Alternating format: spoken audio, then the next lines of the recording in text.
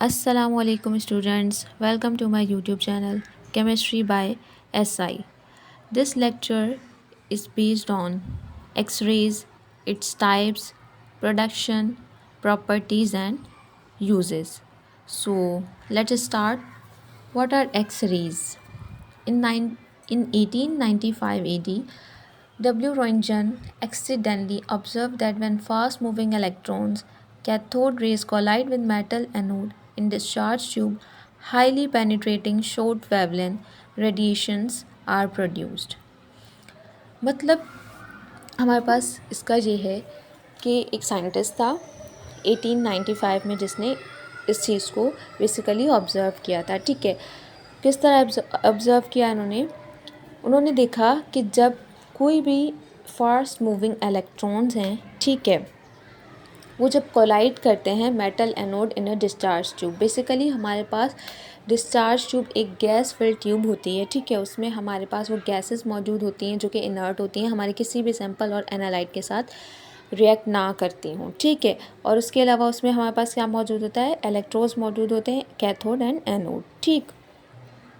उसकी बेसिस पे हमारे उस ट्यूब में वोल्टेज जनरेट होता है जिसकी वजह से हमारे किसी भी सैंपल की एनालाइट की आयोनाइजेशन होती है। आयोनाइजेशन होने के बाद जब हमारे पास एनर्जी रिलीज़ होती है उसके बिहाफ पे हमारे पास रेज प्रोड्यूस होती हैं, ठीक है। तो यहाँ पर ओवरऑल फिनोमेना क्या हो रहा है कि हमारे पास डिस्चार्ज ट्यूब में जब उन्होंने देखा था, जो साइंटिस्ट थे रोइंजन, उन्होंने देखा कि जो कैथोड रेज हैं, कैथोड रेज में से जो फास्ट मूविंग इलेक्ट्रॉन्स हैं वो जब मेटल एनोड के साथ कोलाइड कर रहे हैं, ठीक है, जब कोलाइड कर रहे हैं तो हमारे पास क्या हो रहा है, highly penetrating short wavelength radiations are produce. मतलब कि ऐसी रेडिएशंस प्रोड्यूस हो रही हैं जिनकी जो वेवलेंथ है वो बहुत कम है और उनकी जो एनर्जी है वो बहुत ज़्यादा है, ठीक है। Initially, these rays were named as Roentgen rays, but later on these were called as X-rays. So, पहले हमने इसको किस नाम से जाना था, रोइंटजन रेस के नाम से। अब उसको मॉडिफाई करके एक्स रेस का नाम दिया गया है, जिनकी हमारे पास वेवलेंस बहुत कम होती है और एनर्जी बहुत ज़्यादा होती है, ठीक है। These can penetrate through paper, metal, glass, rubber and human flesh. So X-rays will penetrate from these all, ठीक है। Now let's move towards the type of X-rays. अब हमारे पास जो टाइप्स ऑफ एक्सरेज हैं वो बेसिकली किसी भी एक पर्टिकुलर एलिमेंट्स की स्पेक्ट्रल लाइंस पर बेस कर रही होती हैं। कोई भी एक पर्टिकुलर एलिमेंट हमारे पास किस तरह से स्पेक्ट्रल लाइंस दे रहा है उसके अकॉर्डिंग हमने एक्सरेज को दो टाइप्स में डिस्कस किया है। Number 1 is K series and number 2 is L series. Okay, so the K series are produced by the elements having large atomic number. These spectral lines have short wavelengths and high energy because transition of electrons occur from high energy level to low energy level, means there is a big difference between two energy level. अब इसका मतलब क्या हुआ कि हमारे पास K series तब बनती है, तब हमें मिलती है जब कोई भी एलिमेंट जिसका एटॉमिक नंबर लार्ज हो, बड़ा हो, कोई भी एटॉमिक नंबर जिस भी एलिमेंट का बड़ा है वो बेसिकली हमें क्या देंगी, के सीरीज़ देंगी। किस बिहाफ पे, उनकी जो वेवलेंथ्स होती है ना, जब किसी भी एलिमेंट में क्या होती है, एक्सरेज बेसिकली क्या है, कब प्रोड्यूस हो रही हैं कि किसी भी एलिमेंट की ट्रांजिशन हो रही है, लेट्स सपोज इलेक्ट्रॉन्स की, और जब वो वापस अपनी ग्राउंड स्टेट में जा रहे हैं इलेक्ट्रॉन्स, तो वो बेसिकली क्या करते हैं, रेडिएशंस प्रोड्यूस करते हैं जिसकी जो वेवलेंथ होती है वो हमारे पास बहुत कम होती है और हाई एनर्जी होती है, ठीक है। अब उस बिहाफ पे बेसिकली हमने ये दो सीरीज़ को डिस्कस किया है, ठीक है। सो एटॉमिक नंबर जिनका लार्ज है वो हमें क्या दे रही हैं, शॉर्ट वेवलेंथ्स दे रही हैं। जब वो एक्साइटेशन के बाद, आयोनाइजेशन के बाद इलेक्ट्रॉन्स अपनी ग्राउंड स्टेट में जा रहे हैं तो हमें जो रेडिएशंस मिल रही हैं उनकी वेवलेंथ्स बहुत कम है, जबकि उनकी जो एनर्जी है वो बहुत ज़्यादा है। अब ये क्योंकि जो एलिमेंट है उसका एटॉमिक नंबर क्या है, लार्ज एटॉमिक नंबर है। It means there are many electrons in their sub shells, ठीक है। अब इलेक्ट्रॉन्स में जितनी सब शेल्स ज़्यादा होंगे, इलेक्ट्रॉन्स ज़्यादा होंगे, तो उनकी जो ट्रांजिशन होगी वो लोअर एनर्जी से लेकर हाई एनर्जी तक बहुत ज़्यादा जाएंगी, ठीक है। सो जब वो इलेक्ट्रॉन एनर्जी रिलीज़ करेगा, रेडिएशन रिलीज़ करेगा ग्राउंड स्टेट में जाने के लिए, तो वो बहुत ज़्यादा एनर्जी होगी, ठीक है। लार्ज एनर्जी डिफरेंस होगा from higher energy level to the lower energy level. इस वजह से जो इनके एनर्जी डिफरेंस होता है, उनकी जो एनर्जी होती है वो बहुत ज़्यादा होती है और वेवलेंथ बहुत कम होती है। उस वजह से हमें जो एक्सरेज़ की टाइप्स और स्पेक्ट्रल लाइंस मिलती हैं उसको हम क्या कहते हैं, के सीरीज़। अब इसी तरह जो एल सीरीज़ है वो हमारे पास कब मिलेगी, जब कोई भी एटम और एलिमेंट जिसका स्मॉल एटॉमिक नंबर होता है जो कि हमें लॉन्ग वेवलेंथ देगा और एनर्जी उनकी बहुत कम होगी। क्यों? क्योंकि these rays have low energy because their small difference between two energy levels. जितना एटॉमिक नंबर कम होगा उतने इलेक्ट्रॉन्स कम होंगे, जितना इलेक्ट्रॉन्स कम होंगे उतनी मतलब transition possibility of transition to the higher energy level कम होगी, मतलब बहुत कम सब शेल्स हैं, ठीक है। Higher and lower energy level में इतना डिफरेंस नहीं है, तो जब भी इलेक्ट्रॉन एक्साइट करके जब दोबारा ग्राउंड स्टेट में आता है और रेडिएशंस को रिलीज़ करता है, तो बेसिकली कम एनर्जी की रेडिएशंस रिलीज़ होती हैं और उनकी जो वेवलेंथ होती है वो बहुत ज़्यादा होती है, ठीक है। So these are basically the two types which is considered in that X-rays are based on two spectral line series. Okay. अब हम बात कर लेते हैं प्रोडक्शन ऑफ एक्सरेज की, ठीक है। X rays can be produce in special type of discharge tube in which cathode is heated filament under a high voltage 5000 volt and very low pressure 0.00 millimeter. Cathode rays are emitted from cathode and travel towards anode where they strike high speed. The transition of electrons occur in the anode atoms which cause the production of X-ray photons. So basically इसमें हमारे पास होता क्या है, जैसा कि मैंने आपको बताया कि डिस्चार्ज ट्यूब क्या होता है, ठीक है। गैस फिल्ड ट्यूब है और उसमें हमारे पास इलेक्ट्रोड्स एनोड एंड कैथोड मौजूद है जो कि हमें वोल्टेज अप्लाई कर रहे हैं, ठीक है।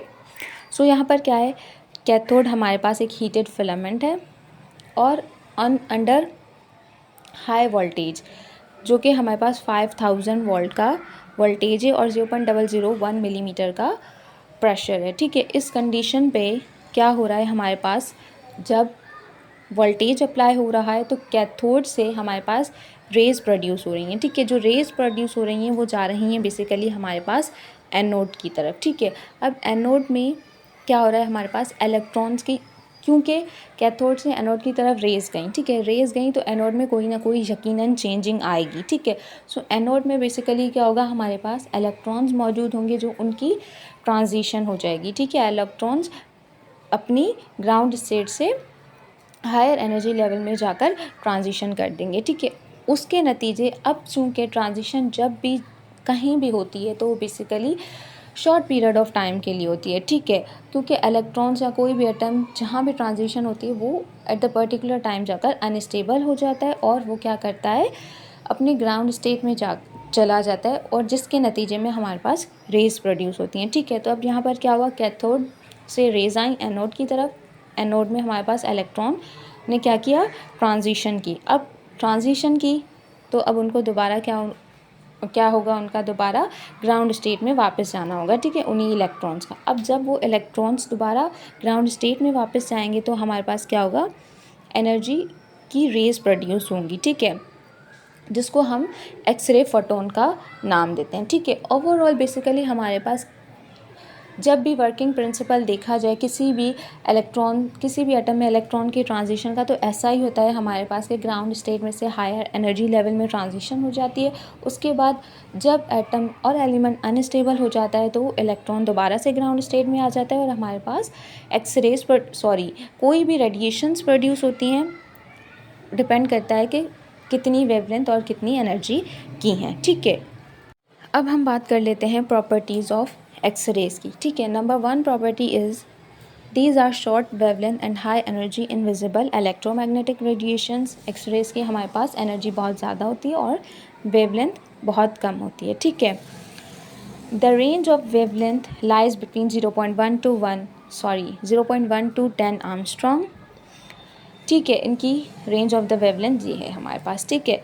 They travel with the speed of light. Penetration power increases as energy of X-rays increases. ठीक है, अब हमारे पास लेट सपोज कहीं से भी एक्स-रेज प्रोड्यूस हो रही हैं तो उसकी जो पेनिट्रेशन पावर है, उसका जो फैलना है, कहाँ तक फैलेगी, किस हद तक फैलेगी, वो बेसिकली डिपेंड करता है कि एक्स-रेज की एनर्जी कितनी ज़्यादा है. ठीक है, like cathode rays X-rays travel in straight line. ठीक है, वो बेसिकली जहाँ से भी प्रोड्यूस हो रही होती हैं तो एक स्ट्रेट लाइन में पेनिट्रेट करती हैं. ठीक है, these rays are unaffected by electric और मैग्नेटिक फील्ड.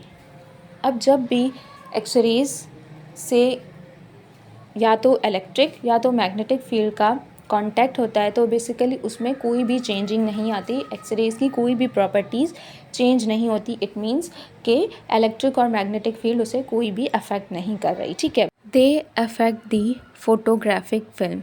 अब हमारे पास जो फोटोग्राफिक फ़िल्म होती है बेसिकली किसी भी जैसे लेट सपोज़ कोई भी मेडिकल रिपोर्ट्स में कोई एक्सरे करवाता है. ठीक है, तो उसकी जो एक फ़िल्म होती है हमारे पास ब्लैक कलर की जो शीट होती है, basically this is the photographic film. तो जब भी कोई भी किसी भी जगह मतलब लेट सपोज़ किसी भी पर्सन का कहीं का एक्सरे लेना होता है. ठीक है, सो वहाँ पर उस एक्सरे जिस पार्ट का एक्सरे लेना होता है उस पार्ट के नीचे हम बेसिकली फ़ोटोग्राफिक फ़िल्म रखते हैं.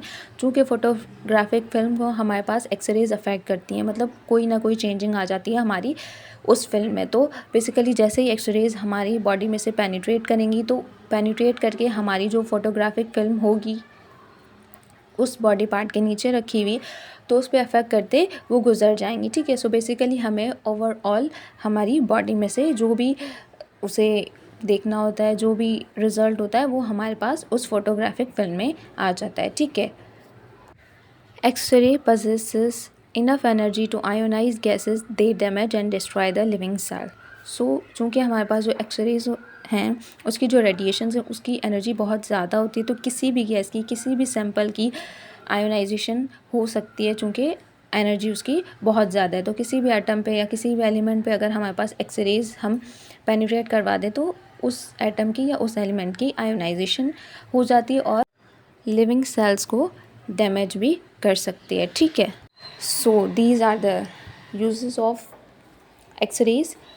These are use for the analysis of metallic substance और bullet in flash.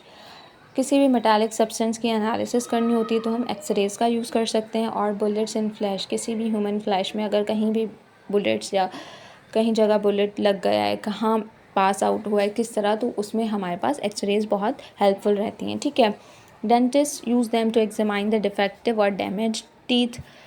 These are use for destroying the cancer cell. Cancerous cells किसी के बॉडी में अगर किसी ह्यूमन सेल्स में मौजूद होते हैं तो एक्सरेज वहाँ पे भी बहुत हेल्पफुल होती हैं. ठीक है, at airports these are use for checking the baggage containing metallic knife, blade और weapons, transport of illegal goods ETC. So basically देखा जाए तो हमारे पास एक्सरेज की हमारी बहुत सारी डेली लाइफ में बहुत सारे यूजेस हैं. ठीक है, सो यहाँ पर क्या लिखा हुआ है कि एयरपोर्ट्स में जैसे लेट सपोज किसी के सामान में कोई इलीगल चीज़ मौजूद है, कोई मेटालिक चीज़ मौजूद है, तो बेसिकली एक्सरेज की इतनी ज़्यादा एनर्जी होती है कि वो उस चीज़ को आइडेंटिफाई कर लेता है. ठीक है, in crystallography these are used for the determination of structures of crystals. Thus X-ray diffraction technique was developed. So basically हमारे पास किसी भी क्रिस्टल के स्ट्रक्चर को अगर हमें डिटरमाइन करना होता है तो उस टेक्निक को हम बेसिकली क्रिस्टलोग्राफी कहते हैं. तो उस टेक्निक में भी हमारे पास एक्सरेज बहुत हेल्पफुल होती हैं. ठीक है, thus X ray diffraction technique was developed. So this is all about the lecture. I hope you will understand all the concepts. So please like, subscribe and share my channel and stay connected for further information.